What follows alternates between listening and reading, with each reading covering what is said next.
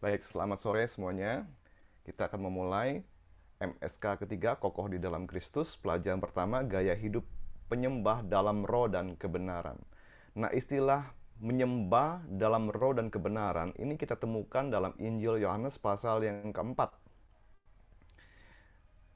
Kalau kita baca Injil Yohanes pasal 4 ayat 13-26, dikisahkan perjumpaan seorang wanita Samaria dengan Yesus yang mengubahkan hidup wanita ini secara luar biasa, ya.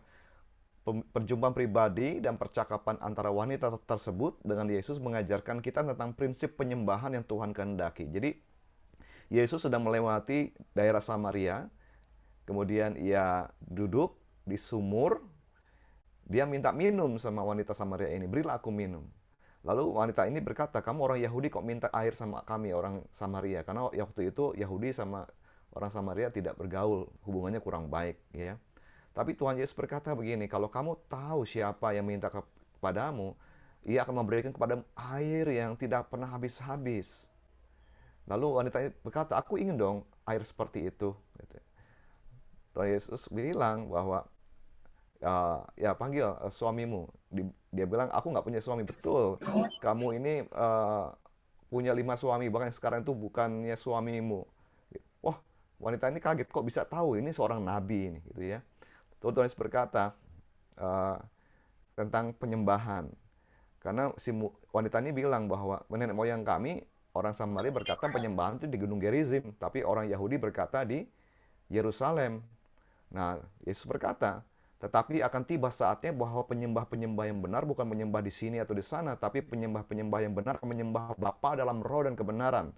Allah itu roh, barang siapa menyembah Bapa harus menyembahnya dalam roh dan kebenaran. Jadi kepada Tuhan Yesus, si wanita ini membuka hatinya, mengakui bahwa ia hidup dalam dosa, mendapat pewahyuan pribadi tentang siapa Yesus, ia dapat pengalaman penyembahan yang mengubah hidupnya. Ya.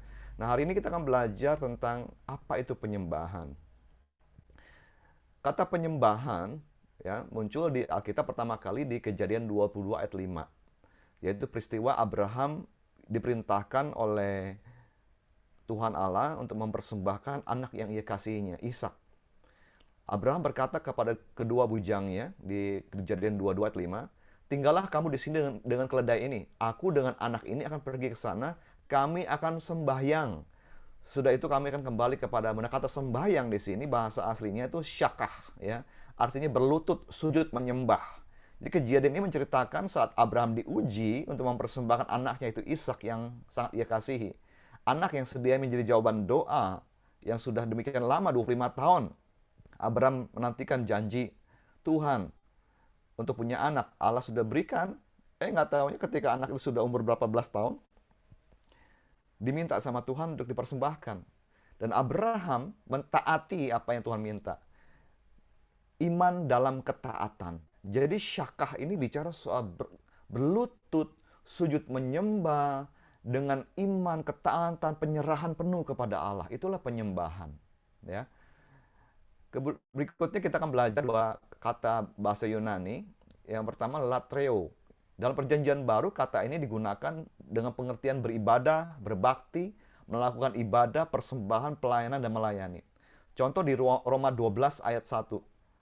Karena itu demikian aku menasihatkan kamu supaya kamu mempersembahkan tubuhmu sebagai persembahan hidup yang kudus dan yang berkenan kepada Allah, itu adalah ibadahmu yang sejati. Nah, kata ibadah dalam Roma 12 ayat 1 itu latreo, ya. Jadi latreo itu menyembah dengan cara melayani, berbakti, mengabdikan diri kepada kehendak Tuhan bagi hidup kita. Melayani pekerjaan Tuhan adalah bentuk bakti kita kepada Tuhan. Kata kedua yang kita perjanjian baru bahasa Yunani adalah proskuneo. Proskuneo artinya mencium tangan. Seperti seekor anjing menjilat, mencium tangan tuannya. Berlutut, membukukan diri, atau jatuh menyembah di hadapan orang yang disembah. Nah, ini menarik ya. Proskuneo menggambarkan sebuah hubungan yang sangat dekat. Tindakan mencium tentunya tidak dapat dilakukan terhadap sembarang orang dan tidak bisa dilakukan dari jarak jauh. Tentu ada sikap bangga, senang, dan hormat dari seorang hamba maupun seekor anjing bisa terus berada dekat tuannya. Jadi proskuneo artinya adalah penyembahan yang penuh dengan keintiman. didasari oleh sebuah hubungan yang sangat dekat kepada Tuhan. Ada begitu banyak pujian penyembahan di Alkitab ya. Hari ini kita akan belajar 3 saja. Tadi syakah, masih ingat syakah? Berlutut menyembah pada Tuhan, iman dalam ketaatan, penyerahan diri kepada Allah. Kedua, latreo, yaitu apa? Berbakti, beribadah pada Tuhan, melayani kehendak Tuhan. 3, proskuneo, yaitu penyembahan yang penuh dengan keintiman, intimate worship, ya, didasari oleh sebuah hubungan yang sangat dekat kepada Tuhan. Nah, berikutnya kita harus fokus kepada Tuhan dalam pujian penyembahan. Ya, ada pergeseran fokus. Fokus kita dalam pujian penyembahan bukan kepada manusia, tapi kepada Tuhan. Nah, dalam Yohanes 4 ayat 21 sampai 24 kita akan baca kembali, dikatakan, kata Yesus kepada perempuan Samaria itu, "Percayalah kepadaku, hai perempuan, saatnya akan tiba bahwa kamu akan menyembah Bapa bukan di gunung ini, bukan juga di Yerusalem. Kamu menyembah apa yang tidak kamu kenal, kami menyembah apa yang kami kenal, sebab keselamatan datang dari bangsa Yahudi. Tetapi saatnya akan datang dan sudah tiba sekarang, bahwa penyembah-penyembah benar akan menyembah Bapa dalam roh dan kebenaran, sebab Bapa menghendaki penyembah-penyembah demikian. Allah itu roh, dan barang siapa menyembah Dia harus menyembahnya dalam roh dan kebenaran." Jadi pujian penyembahan ya jangan diartikan secara sempit. Ya, di hari ini dalam pelayanan seringkali pujian penyembahan praise and worship diartikan sempit, hanya sebatas makna teknis dalam liturgi ibadah semata. Jadi kalau pujian itu sering diartikan lagu rohani berirama cepat. Kalau penyembahan lagu rohani berirama lambat gitu. Sehingga pujian penyembahan asosiasi hanya sebagai ibadah di gereja dengan cara menyanyikan lagu-lagu rohani sambil diiringi alat musik. Padahal pujian penyembahan maknanya luas. Pujian penyembahan itu bicara soal gaya hidup yang takut akan Tuhan. Bagaimana seorang mengasihi Tuhan, mengagumi Tuhan, meletakkan Tuhan sebagai Raja, mengakui kedaulatan Allah yang terlihat dalam kesungguhan beribadah, juga melalui setiap hal yang kita lakukan setiap hari. Pujian penyembahan adalah kehidupan kita. Dalam 4 ayat 21 sampai 24 Tuhan Yesus mengajarkan bahwa penyembahan bukan soal cara atau tempat yang dipakai. Penyembahan harus didasarkan kepada pengenalan kepada Allah.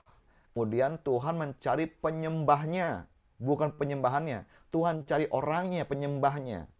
Pribadi yang menyembah Tuhan bukan sekedar keindahan nyanyian atau bagusnya kata-kata ya. Dan cara menyembah Tuhan harus dalam roh dan kebenaran. Ada sebuah keputusan merendahkan diri dan mentaati semua firman Tuhan. Jadi fokus kita dalam pujian penyembahan adalah Tuhan.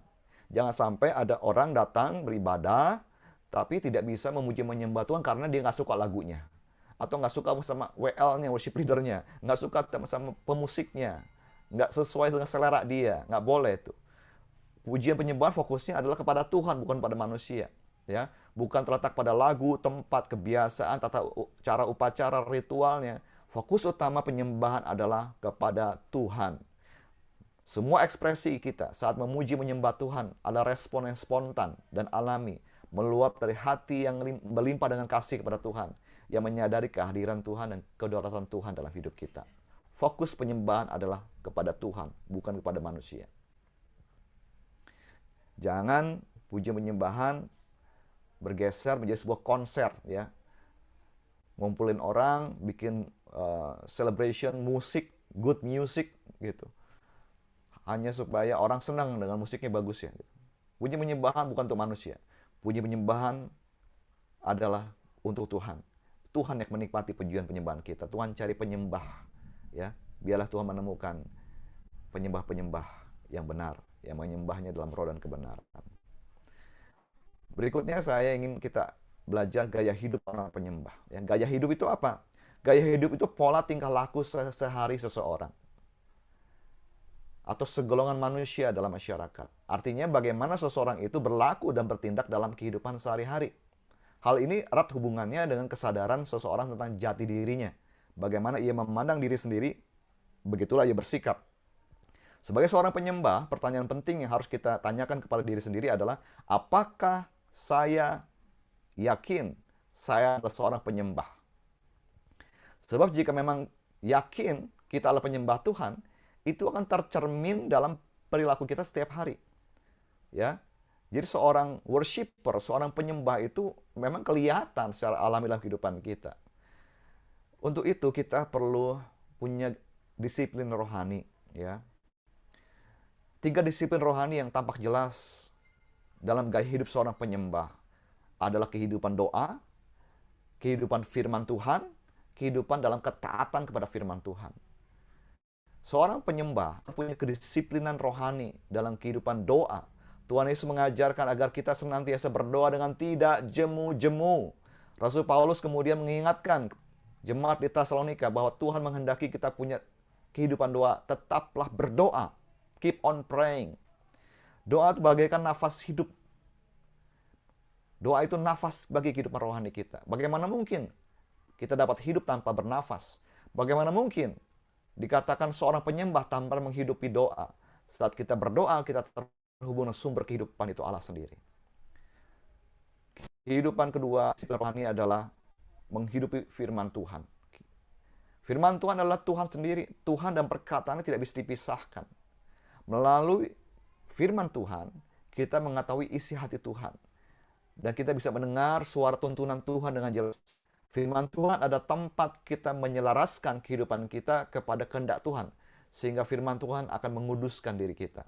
Kita harus merenungkan firman Tuhan.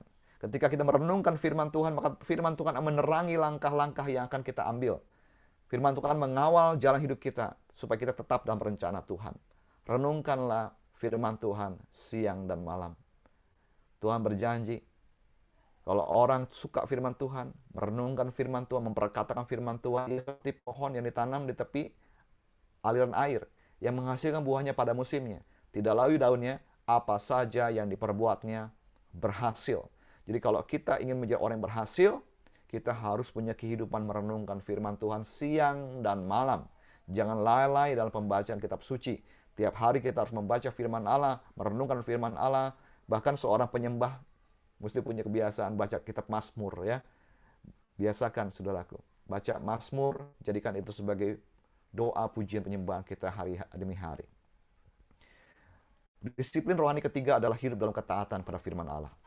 Seorang penyembah selalu mempunyai kerinduan untuk terus menyenangkan Tuhan, untuk terus memuliakan Tuhan. Hal itu nampak jelas dari kehidupannya yang selalu mentaati dan melakukan setiap perintah Tuhan. Orang yang cuma dengar firman Tuhan tapi tidak melakukan, ia sedang menipu dirinya sendiri. Kita harus menjadi penyembah Tuhan, yaitu orang yang menjadi pelaku firman Tuhan. Seorang penyembah Tuhan adalah seorang yang taat kepada Tuhan, kepada firman Tuhan. Yang terakhir kita akan belajar kembali tentang frase ini, menyembah dalam roh dan kebenaran. Menyembah Allah dalam roh dan kebenaran menunjuk pada sikap hati yang diwujudkan dalam perilaku di sepanjang waktu. Bukan hanya melayani saat di gereja kita menyembah dalam roh dan kebenaran. Bukan hanya hari Minggu kita menyembah dalam roh dan kebenaran. Tapi dari Senin sampai Sabtu, ya, di tempat kerja, di toko, di sekolah, di kampus, dimanapun kita berada, kita tetap menyembah Allah dalam roh dan kebenaran. Karena menyembah dalam roh dan kebenaran, menyembah dalam roh menunjukkan bahwa seorang murid Kristus adalah seorang yang rela dipimpin oleh Roh Kudus. Sedangkan menyembah dalam kebenaran artinya setiap murid Kristus harus menjadi pribadi yang bertingkah laku sesuai dengan firman Allah. Salah satu bagian pengakuan iman GBI menyatakan bahwa penyucian hidup adalah buah kelahiran baru karena percaya dalam darah Yesus Kristus yang dikerjakan oleh kuasa firman Allah dan Roh Kudus. Karena itu kesucian adalah asas dan prinsip hidup umat Kristen. Jadi Gereja Petra Indonesia percaya bahwa penyembahan seharusnya juga tampak dalam pertobatan dan ketaatan kepada pimpinan Tuhan yang diterima melalui firman Allah. Juga melalui liturgi penyembahan yang terus menyucikan. Jadi kalau kita membaca firman Allah, mentaati firman Allah, kita akan disucikan. Ya. Demikian kalau kita datang menghampiri Tuhan yang kudus, kita dalam takut akan Tuhan, menyembah Tuhan dalam gentar, kita akan meninggalkan yang jahat. Kita akan menyembah Tuhan dengan hati yang tulus dan kagum akan Tuhan. Dan itu akan menyucikan kita. Kalau kita terus-menerus dekat sama Tuhan, maka kita akan mengalami pengudusan dari Tuhan. Menyembahlah dalam roh dan kebenaran menunjuk sikap hati yang diwujudkan dalam perilaku sepanjang waktu. Bukan hanya waktu di gereja, namun dimanapun kita berada.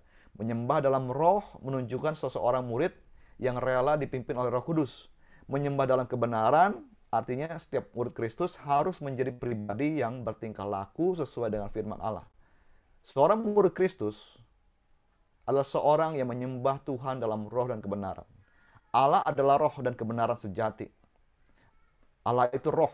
Barang siapa menyembahnya harus menyembahnya dalam roh dan kebenaran. Seorang penyembah harus mentaati pimpinan Roh Kudus dan hidup dalam kebenaran firman Tuhan. Seorang penyembah harus menerapkan disiplin rohani dalam kesehariannya sebagai buah kasihnya kepada Tuhan. Dengan tujuan akhirnya adalah menjadi serupa dan segambar dengan Yesus. Sesuai dengan visi Gereja Baptis Indonesia, menjadi seperti Yesus Kristus. Nah, kita akan diskusi kelompok ya. Ada 2 pertanyaan yang perlu didiskusikan. Yang pertama, menurut saudara apa hubungan kekudusan yang harus dimiliki oleh seorang penyembah yang menaikkan penyembahan kepada Tuhan? Atau dengan kata lain begini, mengapa seorang penyembah, seorang yang menyembah Tuhan harus memiliki kekudusan? Itu pertama itu ya. Kedua, gaya hidup seorang penyembah, disiplin rohani. Yang pertama, berdoa. Kedua, merenungkan firman Tuhan. Ketiga, taat kepada firman Tuhan. Nah, apakah saudara sudah mempraktekannya? Jika belum, coba ceritakan apa kendalanya. Sehingga kok nggak bisa berdoa, ya, nggak merenungkan firman dan tidak mentaati firman Tuhan. Jangan lupa ditutup dengan ayat hafalan. Ayat hafalan kita, Yohanes 4 ayat 23. Tetapi saatnya akan datang, dan sudah tiba sekarang, bahwa penyembah-penyembah benar akan menyembah Bapa dalam roh dan kebenaran. Sebab Bapa menghendaki penyembah-penyembah demikian.